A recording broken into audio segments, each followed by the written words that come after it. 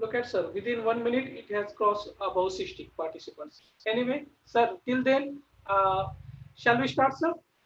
Yeah, yeah, Yeah. pretty much. Good afternoon, everyone. I heartily welcome all of you in the Langlet's online lecture series, day 80. At the outset, we, the team of Langlet, need to thank all the participants who have joined with us by logging Zoom application frequently, and those who are watching, enjoying, and learning with us live on Facebook and YouTube channel Langlet's Educators. Thank you very much for your love, words of appreciations, blessings, and unconditional academic support. We have been receiving overwhelming response from all over India and abroad. Nationally and internationally acclaimed academicians are going to deliver their talks on various aspects of language and literature on the forthcoming days. In addition to that, it's not the end of lecture series. It's just a new beginning. We will arrange such lecture series every now and then. We will try our best to invite well-known academicians during this lockdown period. We are giving unique certificate to each and every participants. But participants need to fill the Google form and send their Zoom participation screenshot or YouTube channel Langlet's Educators subscription screenshot where you have watched all these videos. You need to send these proofs to the email ID elangletmotivators@gmail.com. Our designer is working on the certificate. There are few participants who are not watching and listening, still they want certificate. But we, unless and until we get the proofs, we don't provide the certificates. Very soon you will receive the uh, Google Form link. We are not generating certificates by Google Forms. We are working on the certificates manually. That's why it takes time. You need to approach me through mail or mobile number after 15th of May. You can also visit the website, journal's website link www.langley.org. Kindly keep in touch. Don't forget to subscribe the channel so that you will get further notification about the speaker. So let's share and grow together. Friends, today we have with us a well-known, nationally acclaimed, highly paid, Good dynamic, afternoon. Good afternoon. dyna- dynamic speaker, Dr. Paresh Joshi sir. He is a professor, Department of English at Veer Narmad South Gujarat University, Surat. He received his BA in 1996 from Bhavnagar University and MA in 2000 from Saurashtra University. He has done his MPhil research on teaching pronunciation to English major students at undergraduate level and doctoral research on strategies for reducing mother tongue interference in Gujarat learners of English for attending international intelligibility from Saurashtra University. He has 17 years of teaching experience, 16 years undergraduate teaching, 9 years postgraduate teaching. His areas of specialization are English literature, applied linguistics, phonetics, English language teaching, folk literature, and soft skill, among others. He, uh, he is a recognized PhD guide with the Veer Narmad South Gujarat University. 7 students have completed their thesis and 4 students are pursuing their PhD.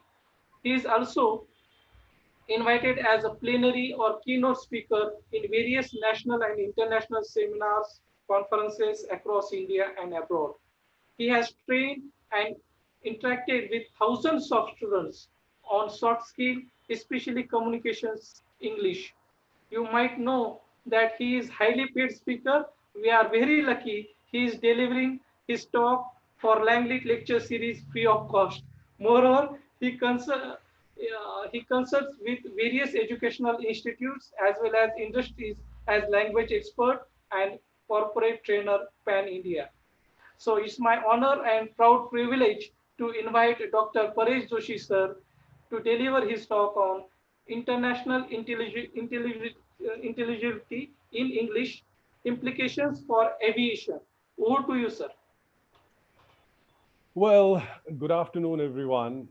Prashant ji was very kind in his detailed introduction. I would say it was very embarrassing to listen to the the kind of words that he was using. Well, as all of you are, I am a student of English language and literature. That should be enough. I, at the outset, would say that this is an absolutely wonderful opportunity, uh, given by this webinar series, Langlit. And I'm thoroughly impressed by the kind of efforts uh, Mr. Mote has put in. I was given to understand that he has made it as a personal mission to ensure that this online dissemination of knowledge, discussion on key issues remains. As we were discussing before the room went live, we've had a small conversation. I want each one of you to take note of this fact. Though he was very reluctant when I said I'll share this with all the participants, he has, paid the subscription of Zoom for a month, which costs 10,000 rupees from his own pocket. I think this deserves a recognition that when we have people like him, dedicated academics, maybe, when you see television screen, you slip into depression, and it's difficult to come out of those numbers staring into your eyes. I was telling him this is an opportunity for all of us to creatively engage until we find the vaccine for this COVID 19. I believe this is an antidote.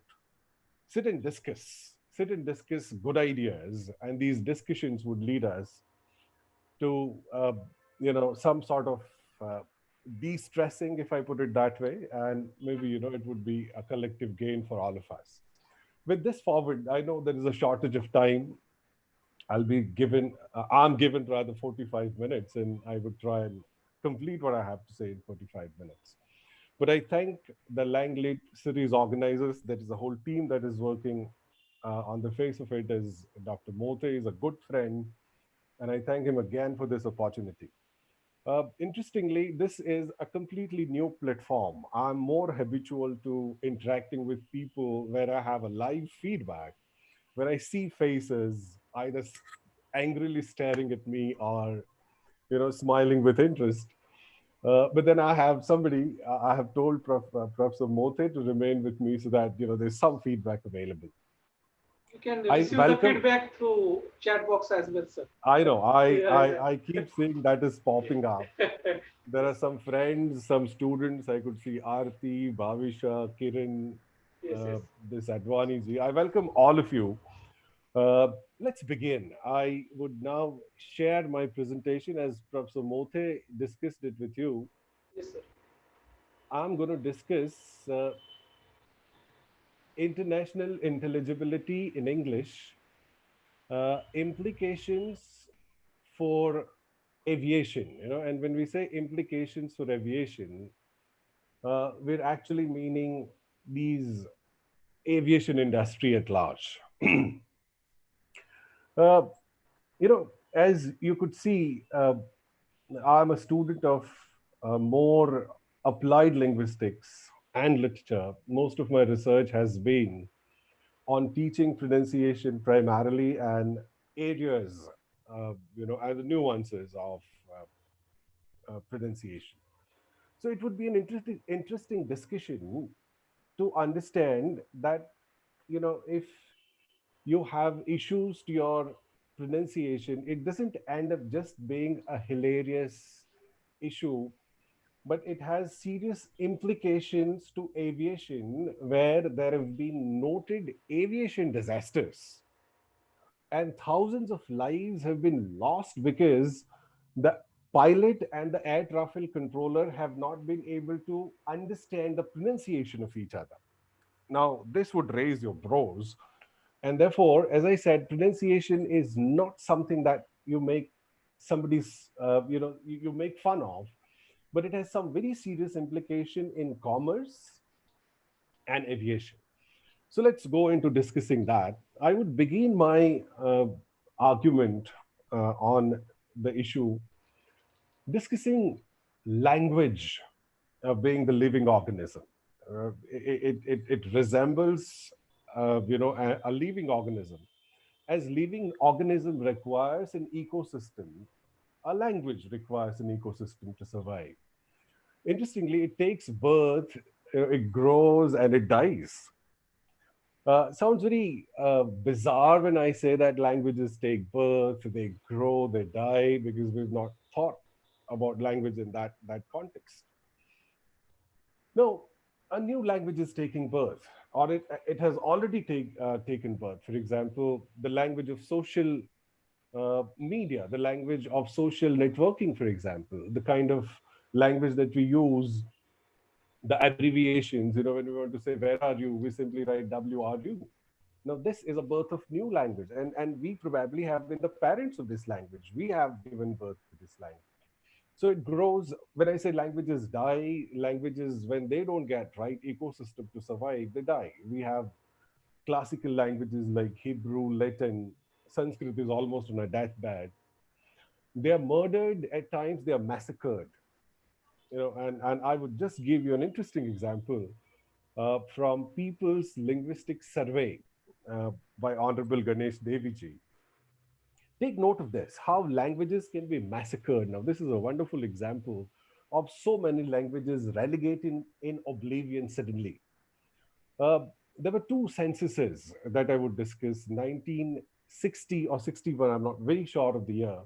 But there was one census conducted by the government of India in 1960 oblique 61, where 1658 spoken languages were identified. This is stated in the People's Linguistic Survey. 10 years later, when the next census was done, policymakers applies a filter. They said that we will recognize or schedule languages which has at least 10,000 speakers. Now, with this filter, when they approached the languages from 1658, they ended up identifying 158 languages. Now, imagine this. With that filter of 10,000 speakers, uh, as a mandatory parameter for a language to be recognized or scheduled, 1,500 languages were relegated in oblivion in just one stroke of a pen. Now, the problem is some of these languages were spoken by tribal communities, which had only had 250 speakers. Many of these languages did not have script, did not have grammar. They were more spoken languages in, the remote tribal areas. But the point that I want all of you to take note of is that with these 1,500 languages, very valuable knowledge which was encoded in within these languages also relegated in oblivion. So languages are massacred. Languages are used as instruments of discrimination, and all of us know good pronunciation, bad pronunciation, correct, incorrect language. They've all been used as issues of discriminating people. People who feel A lot of people who speak better English feel they're better than those who speak English with regional varieties. Native English, for example, or native pronunciation is more uh, prestigious than the non-native speakers and pronunciation, and we're going to go into that debate in detail. But well, as I said, languages almost resemble living organism. They require an ecosystem. They take birth, they grow, they die, they're massacred, they're used as the instruments of discrimination. There are terms like linguicide, language committing suicide. They're politicized, and who better than Indians would know about the politics of language? But I won't go into it. But I want every one of you to take note of the fact that languages evolve, and within that evolution, languages completely change. Uh, I want to quickly go through the evolution of languages through ages, right from you know uh, the sapiens evolution from being an insignificant ape about a few million years back to the kind of people that we've become, tech savvy, intellectually sound. These This evolution of languages can be summarized into phases. And the first phase, I would say, was the phase of physiocentric discourses. So we started using our hands, gestures primarily to communicate the basic messages. That must have been the first phase of linguistic development. After, I would also recommend reading The Sapiens, A Brief History of Mankind by uh, Harari, where these issues are discussed in great detail. Few thousand years later, with the development of frontal lobe, we came to phonocentric discourses. So from physiocentric discourses, where we used our hands and gestures, we started using sounds. We started organizing sounds. And that is how the oral tradition of speaking few sounds and developing into sophisticated languages that we speak right now. So from physiocentric, we came to phonocentric. From phonocentric, about three to 4,000 years back, we started writing, and we began to have the cryptocentric discourses. So, the oral tradition gave way to the written tradition. Uh, we initially started putting in signs. You have the evidences available in the cave paintings and ancient civilizations that we have discovered. Cryptocentric, you take Gutenberg and Caxton as those who brought revolution. Printing began, and you know now we witnessed this cryptocentric discourses, and we are surrounded by it. What you will also take note of is that now the cryptocentric is giving way to digicentric. With the advent of computer, we are now more data processing than printing or writing. So you have more uh, digital texts, virtual texts available than probably printed text, and we rely more on the digital texts. So digitocentric, and this is something that I have invented. I call it emoji centric discourses.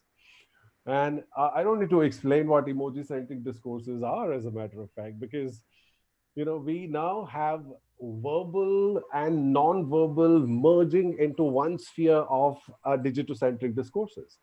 So that is how our entire this five terms probably gives you the entire history of the human discourses. Let's move on. Since I'm going to discuss intelligibility and international intelligibility in English, I want you to I want all of you to go with me on a tour to see 10 most spoken languages in the world.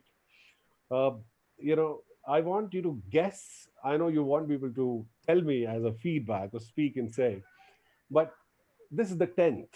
This language is on number 10th in the top 10 list of most spoken languages. Eiffel Tower gives you a hint. French, it is, these figures are not precise figures, and therefore I'm writing 1 million and 29 million plus speakers. Take a second to guess, if you can guess which is this language. Uh, you know, this is Indonesian, 159 plus million speakers. On the eighth position, if you can just guess, it will be difficult because this picture you won't be able to identify, but it's Portuguese, 191 plus million speakers. Huh. Here I will give you a second or two because this is a googly. You may be tempted to think of few other languages. Think of them. It's Bengali. It has 211 plus million speakers. This also includes regions in Bangladesh. Uh, on the sixth number, the picture is the clue to the language that I'm talking about. Yes, it's Arabic. Uh, 246 plus million speakers. On the fifth number, we have Russian, 277 plus million speakers. On the fourth position, I think it's easy guess. You have, uh, Zindagi Milegi Na Dobara, a movie making this scenes very popular to us. Uh, uh, these festivals become very popular to us. It's Spanish, 392 plus million speakers. And then we have on number third, this picture can also mislead you a bit because I have put it that way. It's not Rajasthani, but it's Hindustani. We have 497 plus million speakers.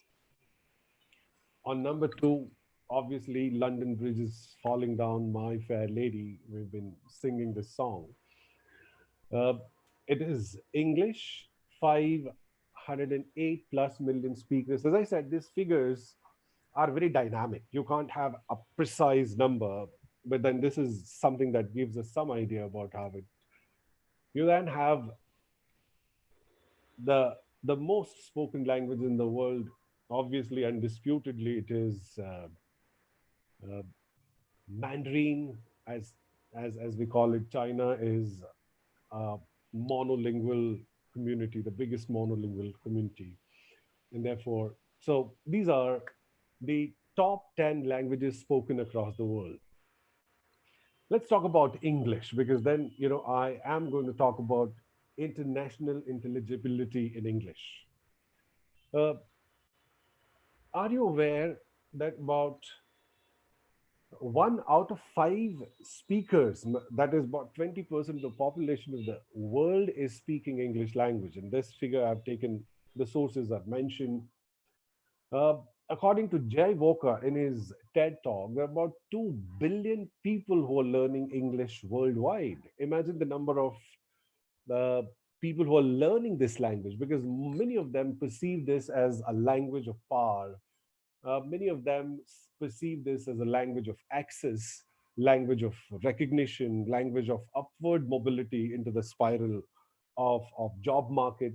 So English is everywhere. Now, if you want to understand the landscape of English and its use in the entire world, I think there's no better way to understand this than using the most renowned uh, linguist whose name is Braj Katroo. He gave this three concentric model explaining the landscape of English across the world. And he summarizes his entire uh, take on world Englishes in these three circles. The first circle, obviously, is an inner circle. Now, inner circle comprises of the countries which speak English as a first language, as their native language. And as you can see, you have UK, US, Ireland, Canada, New Zealand, Australia. These are obviously the countries which speak English as a native language. Within that, you have USA, for example, 67.2% of the speakers come from USA within this inner circle countries. You then have outer circle. It is very interesting to understand that the outer circle comprises of countries which speak English as a second official language. By second official language, what I mean is these countries have a constitutional official recognition of English as a second language. So you have inner circle comprising of countries which speak English as a first native language, and then you have outer circle. And obviously, you can say India is within the outer circle because English has a constitutional recognition as a second official language, parallel to regional languages and the national language. And this is an expanding circle. Now, when you see expanding circle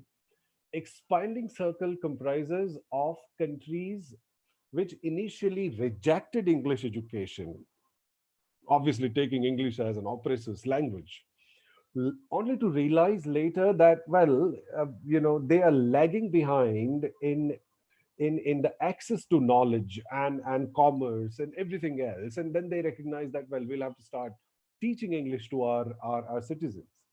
And I believe China is the biggest example because China is mobilizing masses. Until recently, now they're mobilizing masses to treat COVID, obviously, but then otherwise, a whole huge budget allocations were done to ensure that every Chinese become proficient in English language. Yet we have a reason to be very happy because average Indian is better in English compared to average Chinese, if I put it that way. I also want you to take note of a fact that in 2010, because of the Chinese effort to educate its citizen in English, China is today, after 2010, that is 2010 onwards, China is world's largest English speaking country. That status was enjoyed by India till then. So that's how. So this is how the world looks like. This is the landscape of English. You have inner circle, right on top you have outer circle, and then you have expanding circle. So inner circle obviously comprising of countries which speak English as a first language. Then you have outer circle, countries which recognize English as a second official language constitutionally. And then you have expanding circle, countries which realize the importance of English later. And now they are putting in all efforts to see, uh, that the citizens within this country learn a lot of English. Now, when you look at this, you understand that you have inner, outer, and expanding circle. And there's a lot of activity in expanding an outer circle. Expanding circle is doing everything to ensure that they have uh, created, ELT frameworks to see that the citizens learn uh, good English, they become proficient in English. Now, when you look at this world carefully, I'll come back. uh, what has happened over the period of time in the emerging context of English as an international language? You have more speakers of English in outer and expanding circle. An inner circle, who otherwise, who has the ownership of English, or who has the ownership of a particular language? Now, when we say ownership of a particular language, we're always talking about the native speakers. So you then have now the two groups of people who are speaking English language, the natives, and then you have non-natives. Non-natives comprising of outer and expanding circle. For the first time in the history of mankind today, I want each one of you to take note of this fact, because then I will connect a lot of facts that I will discuss later with this. And that is, for the first time in the history of mankind, you have non native speakers outnumbering the native speakers on account of 1:3. And that means there is going to be an issue of intelligibility. Look at this. Uh, you have close to 508 million speakers who are speaking English as a native language.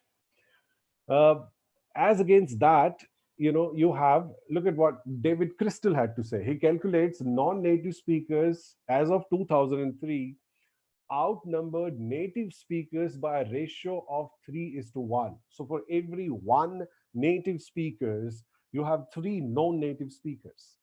And I could explain you that landscape. You have outer and the expanding circles.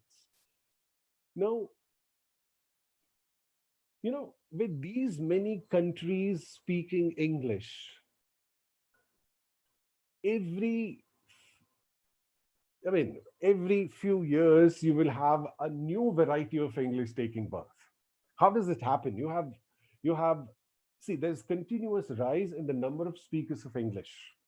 As I mentioned in one of my slides, there are 2 billion people who are learning English. Now, what happens is every new speaker's native language, when it cross fertilizes with English, it gives birth to a new variety of English.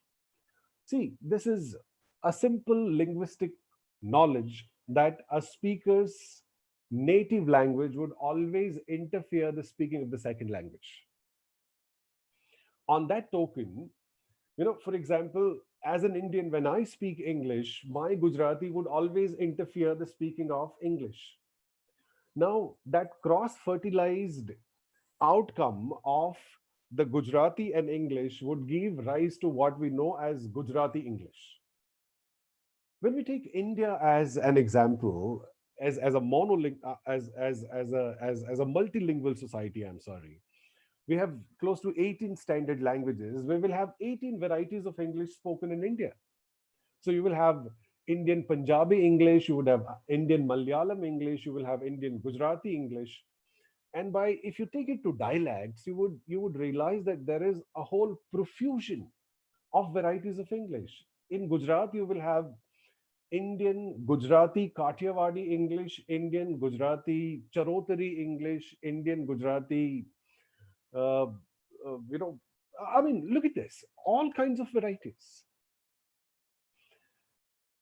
Now, these growing varieties of English, where the number of English learning people rising, or the number of English learners rising, is creating a serious problem of intelligibility. Let's try and understand what is intelligibility. By definition, uh, it was Munro and Deving who defined intelligibility as intelligibility may be broadly defined as the extent to which a speaker's message is actually understood by a listener.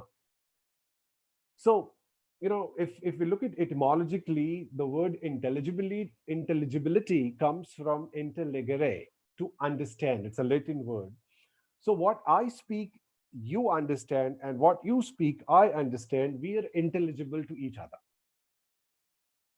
It sounds very simple when we say this, but when you look at the when you look at few thousand varieties of English spoken, it creates a complex matrix of non-native speakers and native speakers interacting, and non-native speakers interacting. And sometimes these varieties are not mutually intelligible. For example, we'll see some examples. See how a Caribbean would speak. He would say, "He came with me that day." Uh, a New Zealand speaker would say, "I have a pain in my head." Pine head.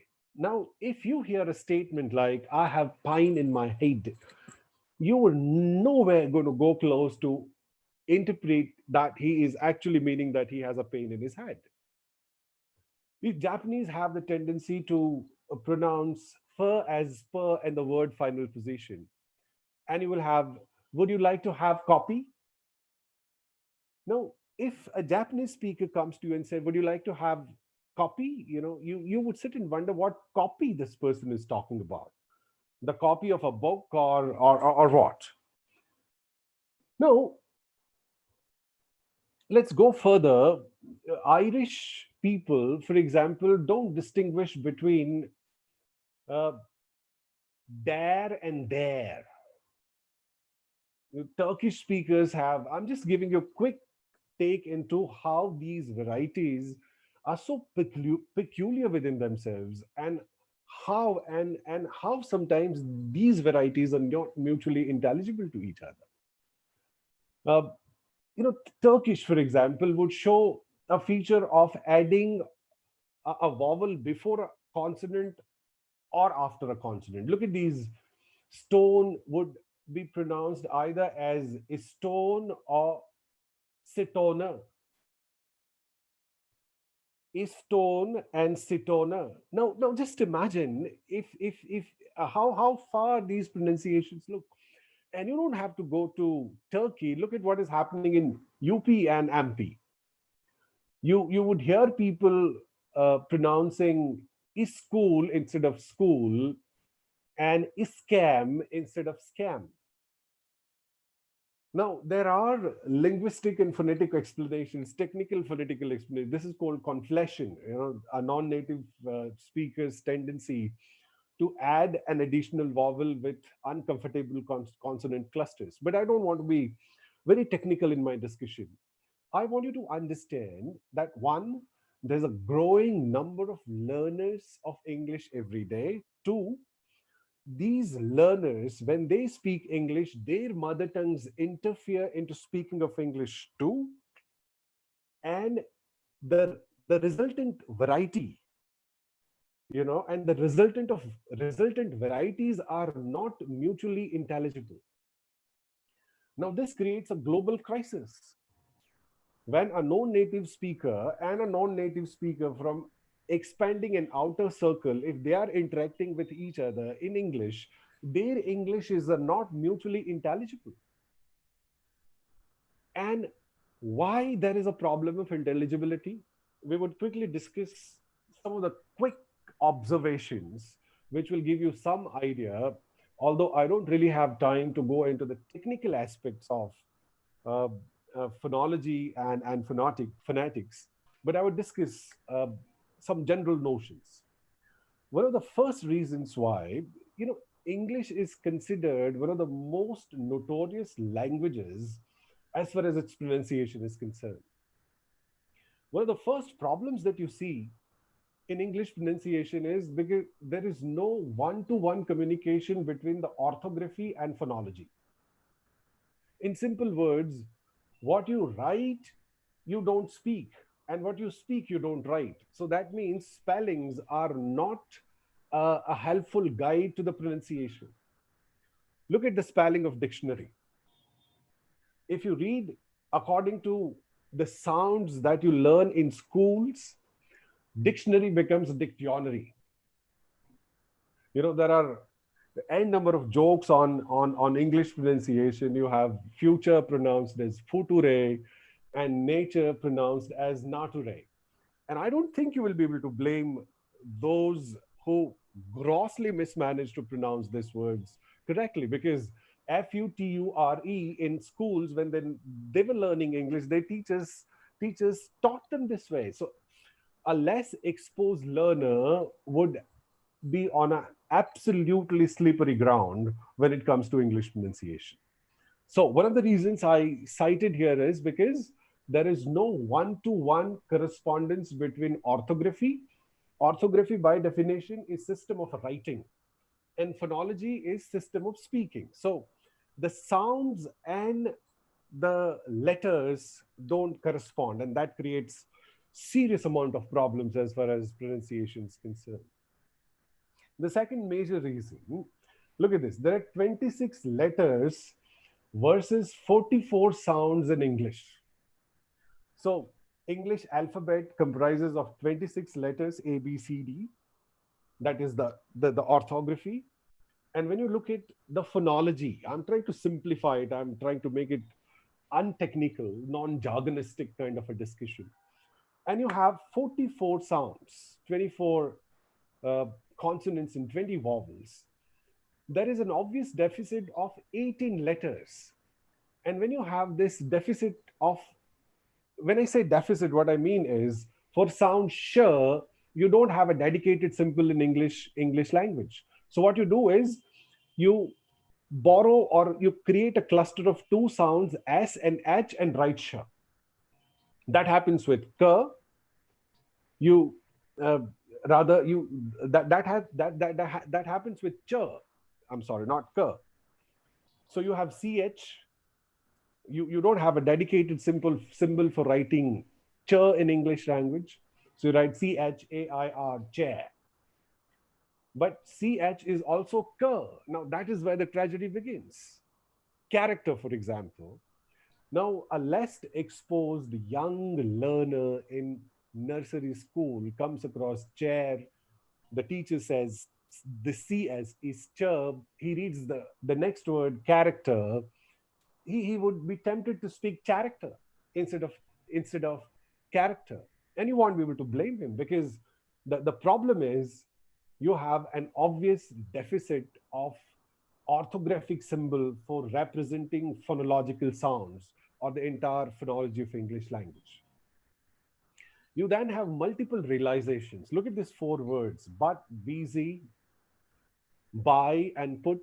And if you carefully see uh, letter U in all of these words, you would see that each one of them have different realization. In but, U stands for a. In busy, it stands for E. In buy, it stands for R. And in put, it stands for U. One vowel, four different realization. And how are you going to know which one of the four is a proper realization in a particular spelling? So, as I said, spellings are not sufficient guide or sufficient hint for a correct pronunciation. And therefore, most of the non native speakers of English are in tight waters as far as English pronunciation is concerned. Uh, then there are words borrowed from other languages. You have words like bouquet, and you have words like extempore, where the spelling and the pronunciation almost always confuse you. We go to the next. Uh, when they borrow these words from other languages, they also retain spellings, and that creates further problem. All I want to say in nutshell is that there are a lot of issues when it comes to pronunciation in English language. Now, this is where the core of my argument comes. I gave you examples of how orthography and phonology is insufficient guide for correct pronunciation. Uh, there are consonants and vowels, and there are a lot of peculiarities. For example, minimal pairs. I would give you mismanagement of vowel can lead to big communication disasters in English language. You have FILL, fill, and you have FEEL, feel. Now, the non-native speakers and most of the Indians show this tendency that they almost always replace long vowel in a particular word with a short vowel. So FILL and FEEL both would be pill for all of us. So I feel bad. You have SHIP ship and you have SHEEP ship. And both are pronounced alike. You say ship and you say ship. Somebody would come and tell you that when I was driving on the road, a lot of ships crossed my way.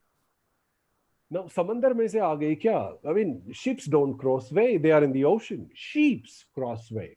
You don't feel bad. You feel bad. It's just one vowel. You have SHIT shit. You have SHEET sheet. And look at this. We have the tendency to replace double E, that is a long E, into a short. We say shit. So what exactly do you mean when you say mark shit? Think of it. So, mismanaging a vowel, I can give you a more radically shocking example. You have two words in English language, BITCH, bitch, and BEACH, beach. And we have a tendency not to differentiate between the short and the long vowel. And a lot of people, a lot of good Jews, when they go to Goa, when they come back, they say, we had a wonderful time in Goa. We visited many bitches. You don't visit bitches, you visit beaches. Now, this is just a simple example of how one mismanaged length of a vowel can create a communication disaster. So, all I want to say is that the growing number of speakers in outer and expanding circles, the growing number of interaction. We live in a globalized world now. So there's a lot of interaction between non-native speakers and native speakers, non-native and non-native speakers. And as I said, some of these varieties of English are so radically apart that they are not mutually intelligible. And that is what is leading to problems of intelligibility. Now I come to the core of what I had to say, and I know the time is less, but I'll be able to finish it in 5 minutes. Uh, Maybe I'll take 5 minutes from Prashantji. I was given 45 minutes. I've completed that time. Take your Uh, own time, sir. No problem. all right, I think he is kind enough to give me the time that I need. Now, if you have got this idea about the perplexing problems of pronunciation in English, this is where there is a lot of efforts and discussion in the linguistic research today as to how to make these different varieties of English, intelligible or mutually intelligible. I don't really have time, but the discussion is, you know, how to achieve this goal, how to make all varieties of English mutually intelligible so that there is no problem of pronunciation. And this problem of intelligibility, I gave you some hilarious examples of mark shit and beach and beach. As I began my presentation, I said, look, the problems of pronunciation are not things that end up just being hilarious. It has serious implications. I'll give you an example, a quick example of how serious implications you can have of a wrong pronunciation in the business arena. You have a word de, develop, for example. Let me not spell it for you. Most of the Indians have the tendency to speak develop. The correct pronunciation is develop. There's a stress on the second syllable. It's develop. Now, every time you say develop, a native speaker is always going to understand it as double up. By the virtue of your not being able to correctly pronounce that word develop. So here is, you own a company in USA, let's say, and you have your counterpart sitting in USA. You make a call and say that, look, gentlemen, I want to develop my sales. An Indian utterance. I want to develop my sales. What does he understand? He understands, I want to double up my sales. Now, how do you double up your sales? You make provisions for marketing all around. For a month, you do all kinds of neon boards and hoardings. At the end of the month, you send a bill of say $5 lakh to your counterpart in India. He sees the bill, his heart pops out of his socket and says, "What the hell are you doing?" He said, "Sir, you said you want to double up sales. How do I double up my sales?" Look at this. One wrong pronunciation can cost you millions of dollars. And I come to the same is case with aviation. When you see aviation, for example, every time an aircraft is, uh, you know, in air, there are a few hundred lives at stake. And a plane crash, unlike a bus accident or a train accident, doesn't leave anyone alive. Everyone is reduced to ashes. So there, you know, all of an ATS is air traffic controller. There's a tower which controls the landing and taking off of the airplane. And as I said, the pronunciation has a very serious implication within this highly, uh, you know, uh, there are high stakes, highly important communication between a pilot and an air traffic controller. Imagine if there is a misunderstanding caused between a pilot and an air traffic controller. That misunderstanding can result in an aviation disaster. And I'll show you these disasters, uh, which have been noted worldwide. Read with me. In 1977, at Tenerife in Canary Islands, heavy accents and improper terminology among the Dutch KLM crew and an American Pan Am crew and a Spanish air traffic controller led to the worst aviation disaster in the history, in which 583 passengers perished. And this is from the report. There are many such aviation disasters mentioned. So this is Aviation Today's special report. Now look at the number of lives. Here you have 146 people dying, 72 people dying. Look at this. These are all disasters created out of inability of ATS and the cockpit crew in their interaction.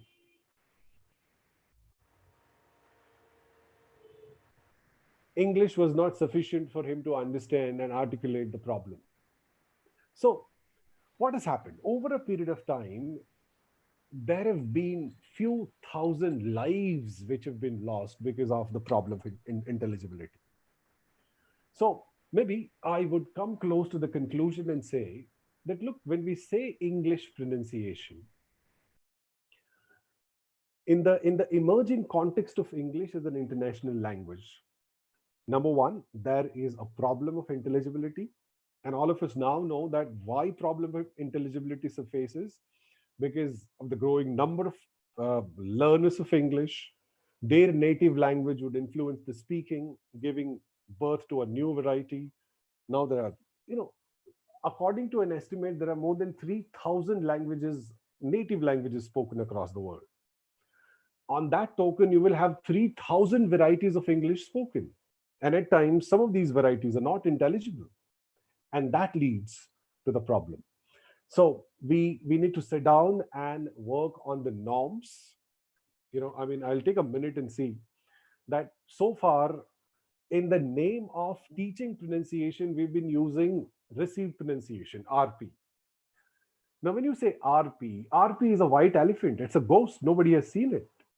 According to Oxford Learners Dictionary, less than 3% people speak received pronunciation in England. So, what is standard English? What is standard pronunciation? Which norms should be followed for teaching pronunciation across the globe? Should we use native norms, or we should devise entirely new norms? Because any democratic judgment would take majority into consideration. As I told in the beginning, there are three times more non-native speakers as compared to native speakers. So are you going to impose RP on a majority, or are you going to work on a new set of norms which allow the mutual intelligibility among the varieties of English spoken?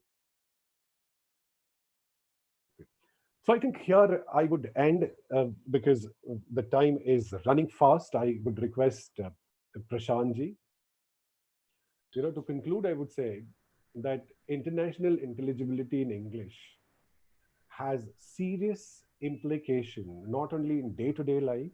One has to speak proper English in order to be intelligible.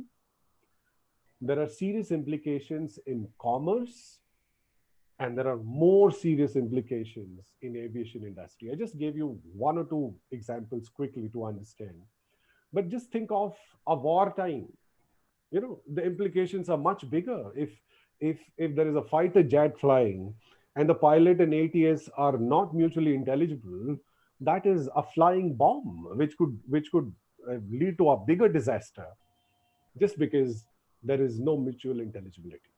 So I think this is an area where there are many research scholars who can think of doing a lot of research around the issues that I've talked about. I'm sure there are many more areas that we can talk about. I can talk about norms, but then the time is a serious issue. I think this is what I have to say. Over to Prashantji. Sir, you can visit Q&A box. There are certain questions for you. All right. Uh, yes, there are. We have uh, Professor Tendale asking, "Good afternoon, sir. As I've gone through one of essay by Arkina and Post English,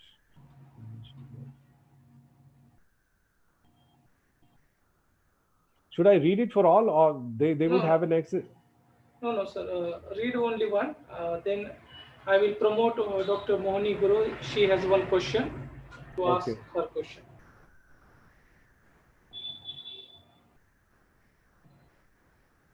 All right. You can Hello, pass it on to her. hello. Are you there, Dr. Mohini Guru, ma'am? Hello, hello. Are you there, Mohini Guru, ma'am? I- No, no. Kindly speak louder. Yes, yes. Yeah, now you can go ahead.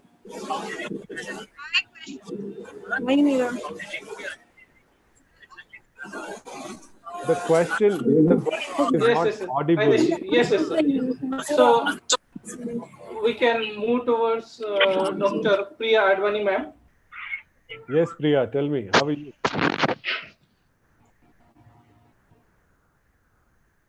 I think they all of them have some connectivity problem. All right. So, Anyway, there is one question by Dr. Moni Guru. She has mhm. posted here. Good afternoon. Yes. Could you suggest some strategies or activities to teach students who who came from vernacular medium background. There are a number of them. I इसमें think it ऐसे would सही आ रही require थी, a few sessions. लगाने से cut रही है आवाज. I would quickly mention few wonderful strategies in a minute or two because, as I said, time is an issue. Yes, yes. And this is to all participants.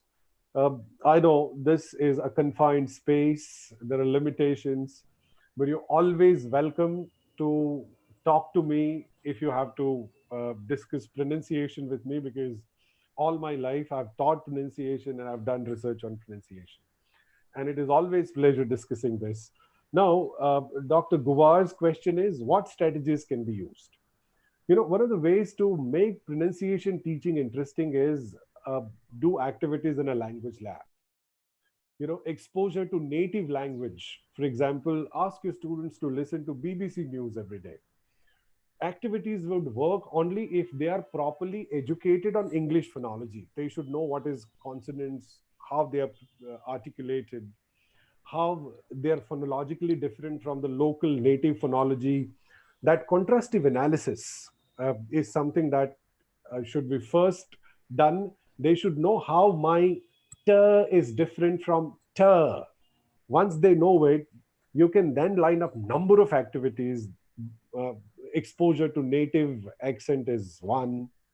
Then you can do a workshop together, using, for example, if I want to teach ter, I would say this is my tongue, and my tongue is banged on the palate when I say an Indian ter, a retroflex position, and instead it should go on the alveolar ridge.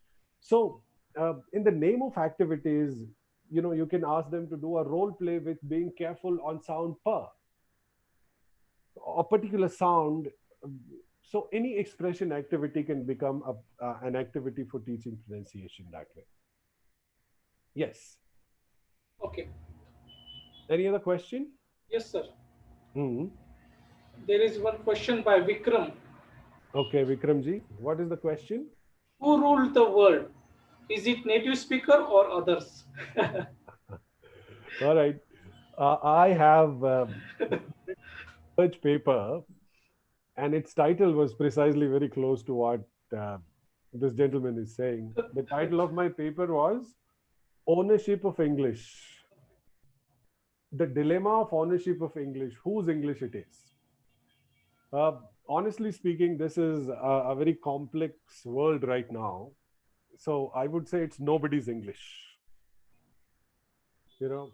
But if you take the democratic side or democratic wisdom, obviously the majority of the speakers are non-native speakers. So non-native speakers own the English. The simplest answer to this question would be one a person who speaks English is the owner of that particular language. So the speaker is the owner. But native speakers are now a small minority. They will have to take in consideration the majority of speakers who are non-native speakers. So on a democratic judgment, non-native speakers are the owners. Okay, sir. There is I another question by Preeti Sharma, ma'am. Okay. What are the new areas in ELT to work on? Oh my God, they are. I mean, I can list few hundred areas in ELT. Uh, it's an open-ended question, but if I limit myself to applied linguistics, the discussion which is ensuing right now, I think one of the areas that is so serious in the discussion that I did is the norms. So there is a lot of research space, if I put it that way, for discussing how to set norms which take into consideration both native and non-native speakers. Because then there is an ownership debate. So far, we have been imposing the native norms on the non-native, considering that the native speakers are the owners of English. So try and work on. See, there's a very renowned linguist. Her name is Jennifer Jenkins, and she is working on lingua franca core.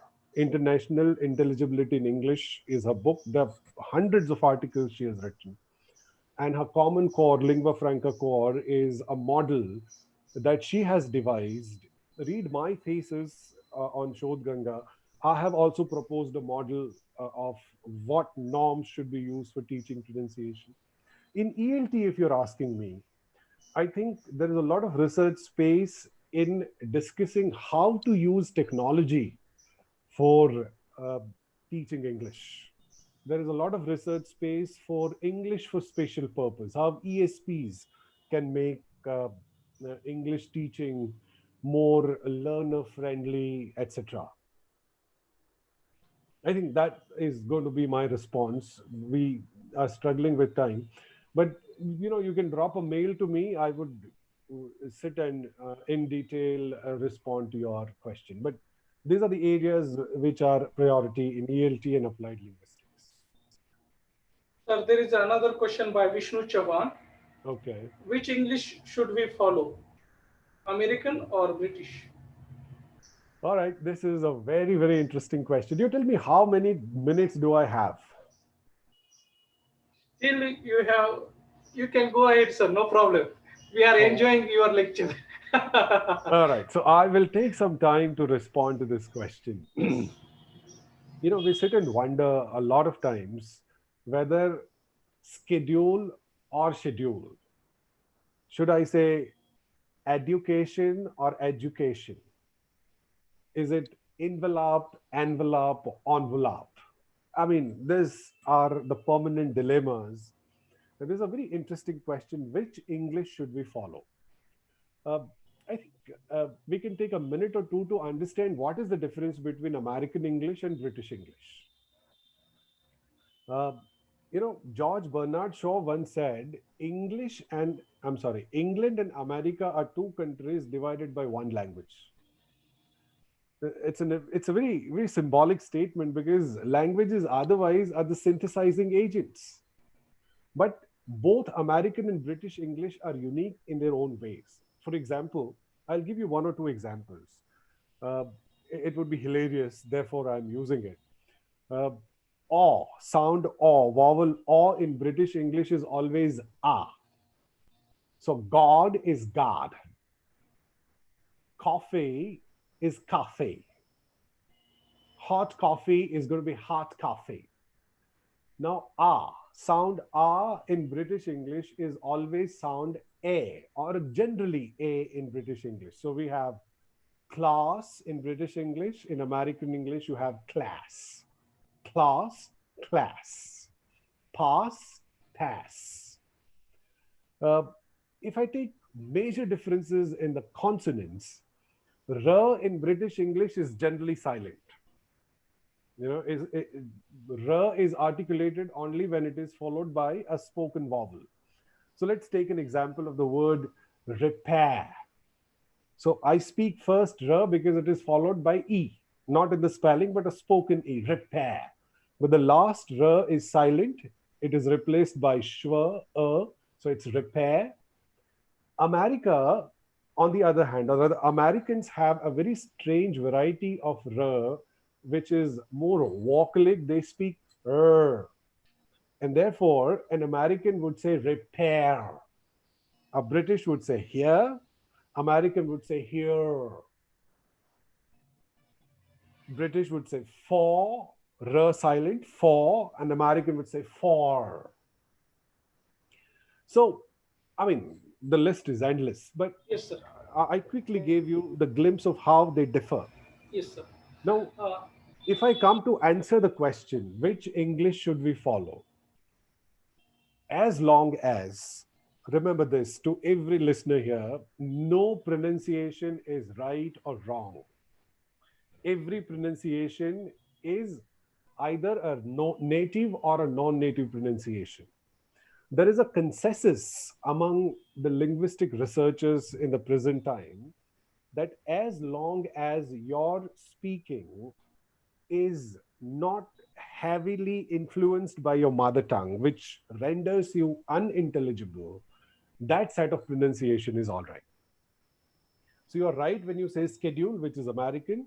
You're right when you say schedule, which is British. There's nothing right, nothing wrong. But I will have a small piece of advice. If you're using American set of pronunciation, use that as uh, you know, a permanent feature in your speech. We, the Indians, since we fall into the Commonwealth, use British pronunciation. But no pronunciation is wrong as long as your listener understands what you're trying to say. That's my answer. Okay, sir. Another question. What Mhm. are the strategies that we need to follow to avoid mother tongue interference? All right. Uh, I think there are no shortcuts, to be honest. Uh, there is a process which is known as accent neutralization. In fact, accent neutralization was very popular when call center industry was in boom and call center agents were speaking various accents in the world. But when you say strategies, you will have to first understand the difference between the system of speaking of your language. Let's say if I'm Gujarati, I should know how Gujarati is spoken. Then I'll have to understand the phonology of English. I will have to understand how English is spoken. Then I'll have to perform what is known as contrastive analysis. So I will give an example. In English, fur is spoken with lower lip and upper teeth. It's a labiodental sound. It's fur, fur, father. And a lot of non-native Indians and Gujaratis sometimes speak fur with two lips. They say pa, padar, por, future. Now, I give you an example. You have to understand that fur is spoken with the dynamics of lower lip and upper teeth. Identifying that, you'll have to sit down and practice speaking father, future, for. Similarly, you will have to acquire all consonants, vowels, the system of stress, that is segmental phonology and suprasegmental phonology. You will have to understand how stressing is done in English.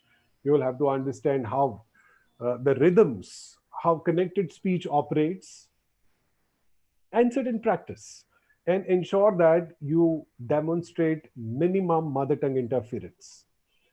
Once you have reached a level where your mother tongue interference is to the minimum possible, you are speaking the neutral English. For example, the English that I'm speaking right now is neutral English, is neither British nor American, but it is a variety of English where I am consciously allowing, or I'm consciously not allowing my mother tongue to interfere in the kind of English that I'm speaking.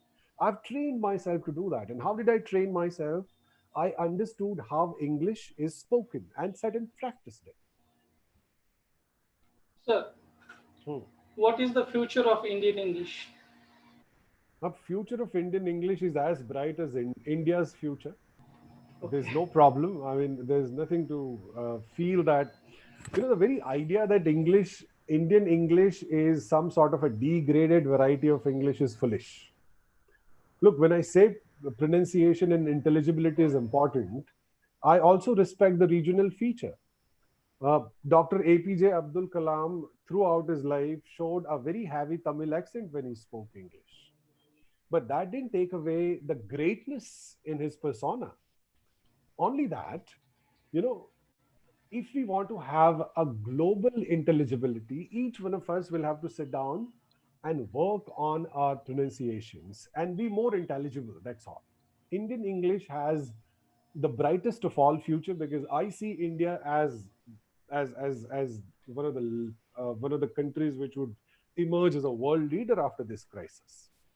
Thank you very much, Dr. Paresh Joshi, sir, for your wonderful, enriching, fruitful, enlightening, interactive, thought provoking, and insightful session on Oh my God! international fluency in English, implications for aviation. Thank you very much, one and each and everyone, for your active participation by logging Zoom app and those who are watching on YouTube channel only because of your love and unconditional academic support made this lecture series a grand success. It was thoroughly a pleasure, and I take Yes, a special note of some of my colleagues, some of my students whom I see popping up here and there. yes, sir. I could see that they were my familiar audience, which allowed me to grow into what I Good. Otherwise, this is a very difficult platform when you don't have a feedback. Now, I'm talking to my screen, for example, and I don't know how you feel about what I'm speaking. It makes me crazy. But then, The as you said, webinar room is full since beginning, sir. all right, all right. It's Yes, pleasure. sir. It's pleasure. Thank you, sir. Thank you. All right. Thanks a lot. Have a great day and great life ahead. Stay safe. Stay at Stay home. Thank home you, and sir. stay safe. Thank you. Yeah. Thank you, Priya, sir, for the ma'am, wonderful ma'am. session. Yeah, Dr. Priya Advani, ma'am, is Yes, here. Priya. Yes, Priya. Yes, Nice to see go you. ahead, ma'am. Paresh sir, I like to share one thing that today I have learned so many technical terminologies, and this session was actually wonderful. So thank you so much for conducting such a wonderful session for us. Thank you, Thank sir. you, Priya. Thank Thank you. you.